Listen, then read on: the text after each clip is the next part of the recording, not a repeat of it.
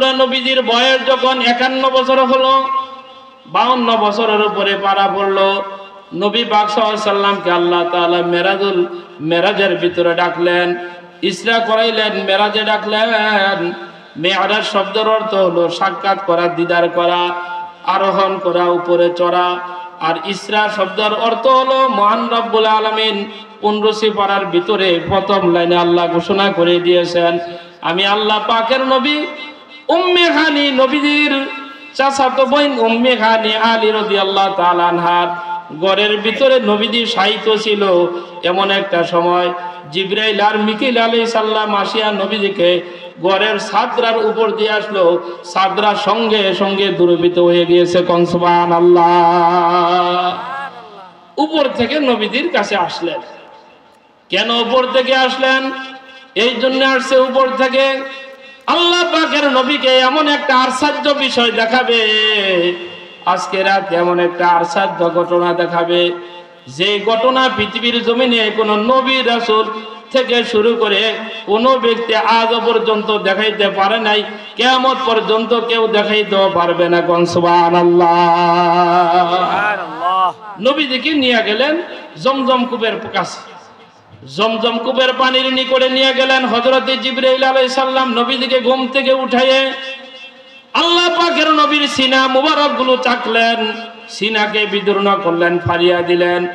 নবীজির সিনা ফাড়িয়া সেই হৃদপিণ্ডটা, হৃদয়কে আল্লাহ পাকের নবীর হযরত জিবরাইল, হযরত মিকাইল আলাইহিস সালাম জমজম কূপের পানি দিয়ে, স্বর্ণের তস্তির ভিতরে জমজম কূপের পানি দিয়ে সুন্দরভাবে দ্রুত করে আবার জায়গায় সেলাই করিয়া দিয়েছেন, এমন ভাবে লাগিয়ে দিয়েছেন আল্লাহ পাকের নবীর মনে হয় জানি দুনিয়ার জমিনে যেইভাবে ভাইয়েরা অপারেশন করে, অপারেশনের রোগীকে যেইভাবে অপারেশন করা হয়, আল্লাহ পাকের নবীকে এইভাবে অপারেশন করিয়া দিয়েছে। কোন সুবহানাল্লাহ। সমস্ত ডাক্তাররা অপারেশন শিখছে নবীদের এই সিনার শাক থেকে। কন্যা সুবহানাল্লাহ, সুবহানাল্লাহ। এরপরে ছোট একটি প্রাণীর ভিতরে করে নবীজিকে নিয়ে গেলেন, যে প্রাণীটার নাম হলো বোরাক। বোরাক বারকুন থেকে নির্গত হয়েছে, যার আবিদানি করতে হলো বিজলি চমকানো। এটা এত দ্রুতগামী ছিলেন, বোরাকের উপরে যখন নবীজি চড়তে লাগলেন, বোরাকটা ছটফট করতে লাগলো, লাফাইতে লাগলো। হযরত জিবরাইল আলাইহিস সালাম ডাক দিয়ে বলেন, বোরাক রে, কেন লাফালাফি করস? কারণটা কি বুঝলাম না। তোর উপরে তো অনেক নবী রাসূল চড়িয়াছে, কোনোদিন তুই এমন করস নাই। বুরাক ডাক দিয়া বলতেছে, জিবরাইল, আমি এই কারণে নবীদের সঙ্গে বেয়াদবি করার জন্য আমি লাফালাফি করি না, এই জন্য আমি লাফালাফি করছি, ছটফট করছি। আমার আগে যত নবী রাসূলগণ আমার উপরে চড়িয়াছে, এর চেয়ে হাজার হাজার গুণ বেশি সম্মানী মর্যাদাশীল ব্যক্তি আমার উপরে উঠবে। আমার কোনো বেয়াদবি হয় কিনা, এই কারণে নবীদের জন্য ছটফট করতে আসি। কোন সুবহানাল্লাহ। ভাইয়েরা আমার, বন্ধুরা, এই নবীজিকে নিয়ে গেলেন ডাইরেক্ট সেই মক্কাতুল মুকাররমা থেকে মদিনাতুল মুনাওয়ারা। ইয়াসরিব ছিল জায়গাটার নাম, এই জায়গার নাম হলো এখন মদিনাতুল মুনাওয়ারা। আপনারা হাজী সাহেব ভাইয়েরা যারা গেছেন দেখে আছেন, এই জায়গায় নিয়ে আল্লাহ পাকের নবীকে 2 রাকাত নামাজ পড়ার জন্য বলছে। এরপরে ডাক দিয়ে বলছে, জিবরাইল, আল্লাহ পাকের নবীকে বললেন, ইয়া রাসূলুল্লাহ, 2 রাকাত নামাজ আপনি এই জায়গায় পড়েন। নিজের আপন মায়ের মাতৃভূমি ছেড়ে দিয়ে আপনি এই জায়গায় আসতে হবে। একদিন না একদিন হিজরত করে মহান রব্বুল আলামিন আপনাকে মদিনাতুল মুনাওয়ারা নিয়ে আসবে। কোন সুবহানাল্লাহ। ভাইয়েরা আমার, বন্ধুরা, নবীজি 2 রাকাত নামাজ সেই জায়গায় পড়লেন। এরপরে তুর পাহাড়ে নিয়ে গেলেন, তুর পাহাড়ে 2 রাকাত নামাজ আদায় করলেন। এরপরে নিয়ে গেলেন বাইতুল মুকাদ্দাসে। বাইতুল মুকাদ্দাসের সামনে সে বোরাকটাকে বান্ধিয়া আল্লাহ পাকের নবীকে সিরিয়ায় বাইতুল মুকাদ্দাসে ঢুকাইলেন। মসজিদে আকসার ভিতরে যখন ঢুকলেন, আল্লাহ পাকের নবী বলেন, অসংখ্য গণিত নবী রাসূল নবীদের জন্য অপেক্ষা করছে। কোন সুবহানাল্লাহ। হযরত ইব্রাহিম আলাইহিস সালাম, মুসা আলাইহিস সালাম, হারুন আলাইহিস সালাম, ইদ্রিস আলাইহিস সালাম, জাকারিয়া আলাইহিস সালাম, 1.25 লক্ষ পয়গম্বর নবীজির পিছনে 2 রাকাত নামাজ আদায় করিয়েছে। কোন সুবহানাল্লাহ। কেন আদায় করলেন? এই জন্য আদায় করলেন, কোথায় যদি আপনি সফরে যান 2 রাকাত সালাতুল হাজতের নামাজ পড়তে হবে। সালাতুল হাজতের নামাজ পড়ে যদি আপনি ওই কাজটার জন্য যান, অবশ্যই আল্লাহ সফল কাম করে দিবে। কোন সুবহানাল্লাহ। ভাইরা আমার, বন্ধুরা, নবীজি নামাজ পড়লেন। এরপরে জিবরাইল আলাইহিস সালাম প্রথম আসমানে নিয়ে গেলেন সেই বুরাকে চড়ে। আল্লাহ পাকের নবী যখন প্রথম আসমানে গেলেন, হযরত আদম আলাইহিস সালামের সঙ্গে সাক্ষাৎ হয়ে গিয়েছে। নবীজি যখন আদম আলাইহিস সালামের ডান দিকে তাকাইলেন, অসংখ্য অগণিত পিপিলিকার মতো সাদা মানুষ আকৃতিতে দেখা যায়। এই লোকটির দিকে তাকাইয়া নবীজি হাসতে লাগলেন, মুস্কি হাসতে লাগলেন। বাম দিকে তাকাইলেন, অনেক কালো বর্ণ দেখা যায়, অনেক পিপিলিকা মানুষের আকৃতিতে। এই দিকে তাকাইয়া আল্লাহ পাকের নবী অত্যন্ত হাউমাউ করে কাঁদতেছিলেন। জিবরাইল আলাইহিস সালাম ডাক দিয়ে বলেন, ইয়া রাসূলুল্লাহ, কারণটা কি?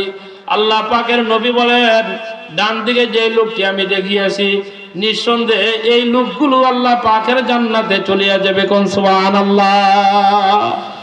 বাম দিকে আমি দেখলাম অসংখ্য অগণিত লোক, যেই লোকগুলো জাহান্নামের আগুনে জ্বলবে। গুনাহগার নাফরমান আমার উম্মতগুলো জাহান্নামের আগুনের অধিবাসী হইয়া দুনিয়া থেকে যাইতে আছে। আল্লাহ পাকের নবী বলেন, এই কারণে আমি আল্লাহ পাকের রহমাতুল লিল আলামিনের চোখ মুবারক থেকে পানিগুলো এইভাবে ঝরঝর করতে আছে। কোন সুবহানাল্লাহ। ভাইরা আমার, বন্ধুরা, নবীজি আপনার আমার দরদে দরদি হয়ে ব্যথায় ব্যথিত হয়ে নবীজি কাঁদতে লাগলেন। কোন কারণে? নামাজের সময় এলে বান্দায় নামাজ পড়ে না, রোজার টাইম এলে রোজা রাখে না, হজ করার সময় হয়েছে হজ করতে যায় না, যাকাতের টাইম হলে যাকাত দেয় না, মাদ্রাসা মসজিদ পড়িয়াছে খোঁজ খবর নেয় না, গরিব মিসকিন অসহায় দরিদ্রদের কোনো খোঁজ খবর নেয় না, ক্ষুধার্ত ব্যক্তির মুখের ভিতরে খাবার তুলিয়া দেয় না, পিপাসিত ব্যক্তিটাকে পান করায় না, রোগাগ্রস্ত ব্যক্তিকে চিকিৎসা করতে যায় না। এমন ভাবে পাষাণ হৃদয় হয়ে গিয়েছে। আল্লাহ পাকের নবী বলেন, এই দরদি হওয়ার কারণে এই লোকগুলো যে গুনাহগার নাফরমান হইয়া জাহান্নামে যাচ্ছে, এই ব্যথায় ব্যথিত হইয়া আমি আল্লাহর নবী কাঁদতে আছি। কন্যা আউযুবিল্লাহ। নবীজির চক্ষু মুবারক থেকে পানিগুলো ঝরঝর করে পড়তে লাগলো। ভাইয়েরা আমার, বন্ধুরা, আল্লাহ পাকের নবী দ্বিতীয় আসমানে গেলেন। ঈসা আলাইহিস সালামের সঙ্গে সাক্ষাৎ হয়ে গিয়েছে, সালাম দিলেন, এরপরে স্বাগতম জানাইলেন। তৃতীয় আসমানে গেলেন, হযরত ইউসুফ আলাইহিস সালামের সঙ্গে সাক্ষাৎ হয়ে গিয়েছে। চতুর্থ আসমানে গেলেন, হযরত ইদ্রিস আলাইহিস সালামের সঙ্গে সাক্ষাৎ হয়ে গিয়েছে। পঞ্চম আসমানে গেলেন, হারুন আলাইহিস সালামের সঙ্গে সাক্ষাৎ হয়ে গিয়েছে। ষষ্ঠ আসমানে গেলেন, হযরত মুসা আলাইহিস সালামের সঙ্গে সাক্ষাৎ হয়ে গিয়েছে। সপ্তম আসমানে গেলেন, আপনার আমার আদি পিতা হযরত ইব্রাহিম আলাইহিস সালামের সঙ্গে দিদার হয়ে গিয়েছে। কোন সুবহানাল্লাহ। সাত আসমানের উপরে হযরত ইব্রাহিম আলাইহিস সালাম ছোট বাচ্চাদেরকে নিয়ে, শিশু বাচ্চারা যারা মারা যায় তাদেরকে নিয়ে ফুলের বাগানে খেলাধুলা করতে আছে। কোন সুবহানাল্লাহ। ভাইয়ারা আমার, বন্ধুরা, এরপরে নবীজিকে আল্লাহ তাআলা আরশ মহল্লায় নিয়ে গেলেন। আল্লাহ পাকের আরশ আজিমের উপরে আর কেউ নাই। নবীজিকে সবগুলো দেখাইলেন, কোন মাখলুকাত এর উপরে আর নাই। সমস্ত মাখলুকাত, মানব দানব পশু পাখি জীব জন্তু জানোয়ার যা কিছু আছে সব নিচে দেখা যায়। নবীজি আরশ আজিমের ছাদের উপরে তাকাইয়া সব উম্মত দেখতে লাগলেন। কোন সুবহানাল্লাহ। মহান রব্বুল আলামিনের নূরের তাজাল্লির 70,000 নূরের পর্দা বেদ করে নবীজি আল্লাহ পাকের মহল্লায় চলিয়া গেলেন, আল্লাহ পাকের রাজধানীতে চলিয়া গেলেন। মহান রব্বুল আলামিনের জন্য দাঁড়িয়ে নবীজি সালাম করলেন। কেমন সালাম? কিয়ামত পর্যন্ত যত মুমিন মুসলমানরা জমিনে আগমন করবে, যারা নামাজ পড়বে, তারাই সেই সালামটা মহান রব্বুল আলামিনকে দিতে আছে। কোন সুবহানাল্লাহ। নবীজি সালাম দিয়েছে। কি সালাম দিয়েছে? আত-তাহিয়াতু লিল্লাহি ওয়াস সালাওয়াতু ওয়াত-তাইয়্যিবাত। পারেন? জি। মাগো কথা বলেন না কেন? পারেন কিনা? তাশাহুদের ভিতরে, আত্তাহিয়াতুর ভিতরে আপনি যে পড়েন 2 রাকাত বৈঠকে, এই সালাম আপনি পারেন না? মাশাআল্লাহ, আল্লাহ যেন আমাদের সবাইকে কবুল করে, বলেন আমিন। ভাইরা আমার, বন্ধুরা, সালাম দিয়েছে নবীজি। কি সালাম? আত্তাহিয়াতু লিল্লাহি ওয়াস সালাওয়াতু ওয়াত তাইয়্যিবাত। আমার দৈহিক ইবাদত, আমার আর্থিক ইবাদত, আমার জানের ইবাদত, আমার মালের ইবাদত, আমার আনুগত্য, আমার জীবন, আমার যৌবন, আমার বেঁচে থাকা, আমার মরে যারা, সবকিছু আইনদাতা, বিধানদাতা মহান রব্বুল আলামিনের জন্য নিবেদিত। কোন সুবহানাল্লাহ। নবীজি আল্লাহকে সালাম করিয়েছে। সালাম করতে যাইয়া নবীজি যে সালাম দিলেন, আল্লাহ তাআলাকে সালামের উত্তর দিবেন কিনা বলেন? জোরে বলেন, দিবেন কিনা?